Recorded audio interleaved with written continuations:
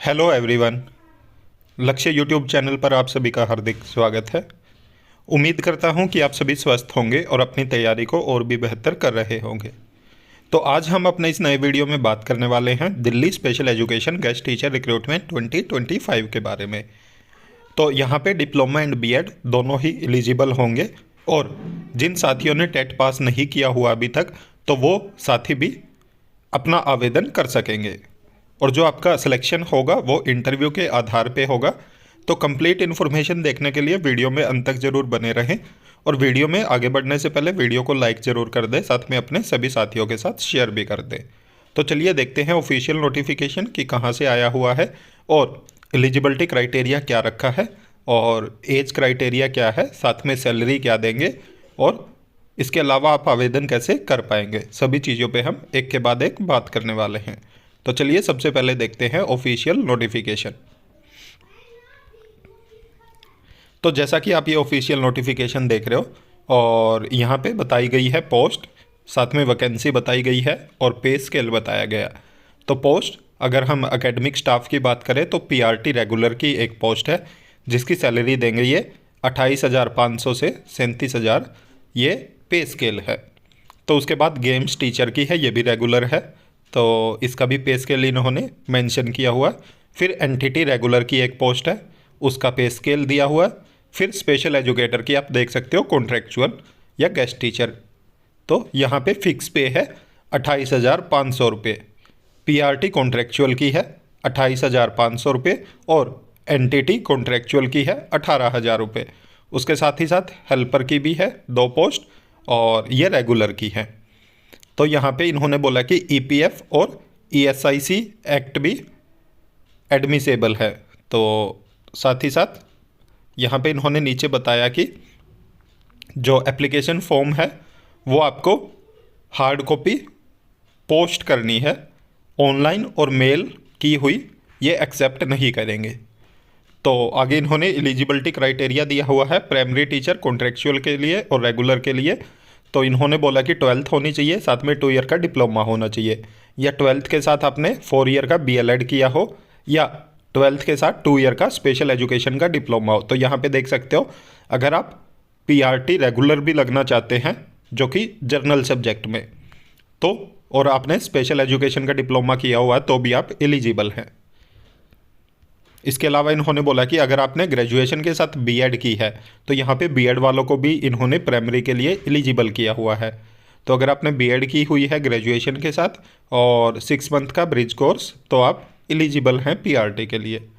Age criteria में इन्होंने बोला कि 21 से 50 साल तक के एलिजिबल हैं और वुमेन और फिजिकली चैलेंज्ड को ये एज रिलैक्सेशन देंगे 5 ईयर का।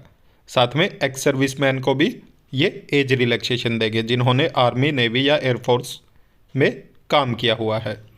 उसके अलावा अगर आपने इनके स्कूल में एज ए पीजीटी, टीजीटी या पीआरटी एनटीटी काम किया हुआ है तो भी आपको एज रिलैक्सेशन दिया जाएगा। आपको इंग्लिश आनी चाहिए, रीड, राइट एंड कम्युनिकेशन। उसके अलावा डिजायरेबल में आप देख सकते हो, डिजायरेबल में इन्होंने बोला कि कंप्यूटर की नॉलेज होनी चाहिए, Hindi read, right and communicate करनी आनी चाहिए और सीटेट या स्टेट क्वालिफाई होना चाहिए। तो ये डिजायरेबल में मांगे हैं, ये एसेंशियल नहीं है। उसके बाद एनटीटी प्री प्राइमरी टीचर की रेगुलर या कॉन्ट्रेक्चुअल टीचर के लिए इन्होंने बोला कि 12th पास होना चाहिए, साथ में एनटीटी का डिप्लोमा होना चाहिए और एज का क्राइटेरिया 21 से 50 साल तक। साथ में इन्होंने बोला कि वुमेन और फिजिकली चैलेंज को ये 5 ईयर का एज रिलैक्सेशन देंगे, एक्स सर्विसमैन को भी एज रिलैक्सेशन मिलेगा और जिन्होंने एयरफोर्स स्कूल में काम किया हुआ है उनको भी एज रिलैक्सेशन मिलेगा। इंग्लिश आनी चाहिए अच्छे से और बाकी डिजायरेबल में बोला। गेम्स टीचर की है, बैचलर होनी चाहिए फिजिकल एजुकेशन में या बैचलर में आपने as a physical education subject पढ़ा हो। और इसके अलावा इन्होंने बोला कि 21 से 50 साल तक की आपकी एज होनी चाहिए और इंग्लिश आपको अच्छे से आती हो। उसके अलावा आप देख सकते हो स्पेशल एजुकेटर की इन्होंने एलिजिबिलिटी क्राइटेरिया दिया कॉन्ट्रेक्चुअल पोस्ट के लिए, तो 12th होनी चाहिए और साथ में डिप्लोमा होना चाहिए, या उसके अलावा इन्होंने काफ़ी सारी क्वालिफिकेशन मेंशन की है एज पर आरसीआई। तो इन्होंने लास्ट में बोला कि any other equivalent qualification approved by RCI. तो आरसीआई जो भी क्वालिफ़िकेशन अप्रूव्ड करती है, अगर उनमें से कोई भी आपके पास है तो आप स्पेशल एजुकेटर के लिए एलिजिबल है। उसके बाद हेल्पर की पोस्ट है, रेगुलर है जो कि, तो इन्होंने बोला कि मिनिमम सेकेंडरी पास होना चाहिए, साथ में 21 से 40 साल के बीच में आपकी एज होनी चाहिए, और वुमेन कैंडिडेट को एज रिलैक्सेशन देंगे ये, एक्स सर्विसमैन को भी, और एयरफोर्स स्कूल में काम करने वालों को भी एज रिलैक्सेशन दिया जाएगा। लास्ट में इन्होंने बोला कि नोट में जो स्कूल मैनेजमेंट कमेटी है उसके पास सभी जो राइट्स हैं वो रिजर्व है, चाहे वो सिलेक्शन के लेके हों या पोस्ट किसी भी जो वैकेंसी को कैंसिल करने को लेके हों, तो सभी चीज़ें ये अपने पास रिजर्व रखते हैं। और कम्युनिकेशन के लिए बोला है इन्होंने, जो ऑफिशियल मोड होगा वो व्हाट्सएप और ईमेल होगा। और साथ ही साथ इन्होंने बोला कि जो एयरफोर्स स्कूल है ये नॉन गवर्नमेंट स्कूल्स हैं, इनके जो टर्म्स एंड कंडीशन है वो अप्लाई होंगे as per education code for air force schools 2020। आगे इन्होंने यहाँ पे मेंशन किया, जैसे कि आप देख सकते हो, पोस्ट वैकेंसी, और ये प्रॉपर इन्होंने यहाँ पे बताया कि आप आवेदन कैसे कर पाएंगे।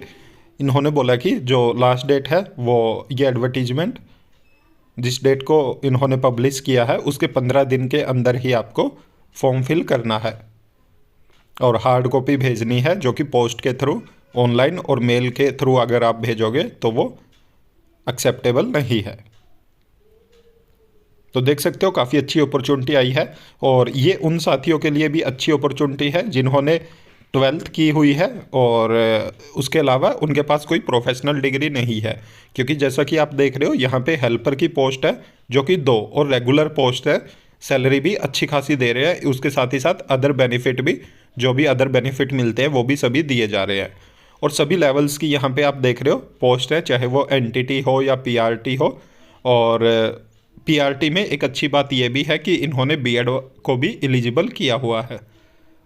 साथ ही साथ जैसा कि बहुत सारे साथी पूछते रहते हैं कि दिल्ली में अगर ऐसी कोई पोस्ट है जो एडिड स्कूल में हो या कोई भी गवर्नमेंट इंस्टीट्यूट में हो, तो आप देख सकते हो एयरफोर्स स्कूल भी एक तरह के जो गवर्नमेंट स्कूल्स हैं उनकी तरह ही होते हैं, परंतु इनके जैसे कि एयरफोर्स स्कूल है जो एयरफोर्स के अंडर आते हैं ये, तो इनकी एक अलग अपनी जो सोसाइटी है उसी के अंडर इनके स्कूल्स रन होते हैं, जिनको इन्होंने मेंशन भी किया हुआ है कि जो इनके स्कूल्स हैं वो as per education code for air force schools 2020 इसके अकॉर्डिंग सभी टर्म्स एंड कंडीशन अप्लाई होंगे। ठीक है, परंतु गवर्नमेंट में और इनमें कोई ज़्यादा फ़र्क नहीं होता, सभी बेनिफिट वही मिलते हैं जो गवर्नमेंट स्कूल्स में मिलते हैं। तो उम्मीद करता हूँ कि आपको ये वीडियो अच्छा लगा होगा, और अगर आप हमारे चैनल पर नए हैं तो चैनल को सब्सक्राइब जरूर करें, साथ में बेल आइकन का बटन जरूर दबाएं ताकि जब भी हम वीडियो अपलोड करें तुरंत आप तक नोटिफिकेशन पहुँच जाए। वीडियो को ज़्यादा से ज़्यादा लाइक करें, साथ में शेयर भी करें। Thank you.